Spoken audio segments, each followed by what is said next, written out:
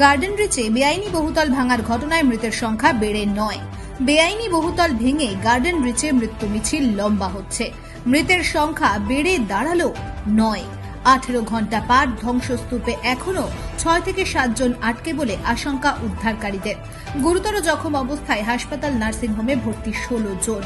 এই দায়ভার কার? বেআইনি বহুতল ভেঙে গার্ডেন রিচে মৃত্যু মিছিল লম্বা হচ্ছে। মৃতের সংখ্যা ক্রমশ বাড়ছে। 36 ঘন্টা পার ধ্বংসস্তূপে এখনো আটকে অনেকেই, আশঙ্কা উদ্ধারকারীদের। ঘড়িতে তখন রাত 12টা বাজতে বেশ কিছুক্ষণ বাকি। এমন সময় হঠাৎই গার্ডেন রিচের ফতেপুরে ব্যানার্জিপাড়া লেনে ভেঙে পড়ে ওই বহুতল বাড়ি। কলকাতা পুরসভার 134 নম্বর ওয়ার্ডে বিপত্তির ঘটনায় রাত থেকেই তুমুল হইচই শুরু হয়ে যায়। ভোরের আলো ফুটতে না ফুটতেই একের পর এক মর্মান্তিক খবর আসতে থাকে। তারপর থেকে বেলা যত গড়িয়েছে তত লম্বা হয়েছে মৃতের তালিকা।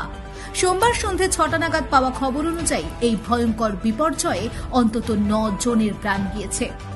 তবে এতেই যে মৃত্যু মিছিল শেষ হচ্ছে তা নিশ্চিত করে বলার জায়গা নেই, কারণ উদ্ধারকারীদের আশঙ্কা বিপর্যয়ের প্রায় 36 ঘন্টা পেরিয়ে গেলেও ধ্বংসস্তূপের তলায় 4 থেকে 5 জন চাপা পড়ে থাকতে পারে। তাছাড়া আরও 16 জন গুরুতর জখম অবস্থায় হাসপাতাল নার্সিংহোমে ভর্তি। সেক্ষেত্রে মৃতের সংখ্যা কোথায় পৌঁছবে তা নিয়ে উদ্বেগের চোরা স্রোত থাকছেই। কিন্তু এতজন নির্দোষ মানুষের মৃত্যুর দায় কার? এই অবৈধ নির্মাণ তালিকায় কেন ছিল না পৌরসভার কাছে? এই দায় কি অস্বীকার করতে পারবেন মেয়র? এড়িয়ে যেতে পারবে রাজ্যের সরকার? প্রশ্ন থেকেই যায়। ব্যুরো রিপোর্ট, খবর আজকে। আমরা যা দেখেছি, যা বিল্ডিং যে পিলারগুলো দাঁড়িয়ে আছে সেটা দেখুন, সামনের পজিশনগুলো দেখেছি। একটা পিলারের মধ্যে 4টে রড দেখা যাচ্ছে। ওই রোডের মধ্যে তারপরে যে ওটা পুরো চাপটা পুরো পড়েছে, পুরো বেন্ড হয়ে গেছে।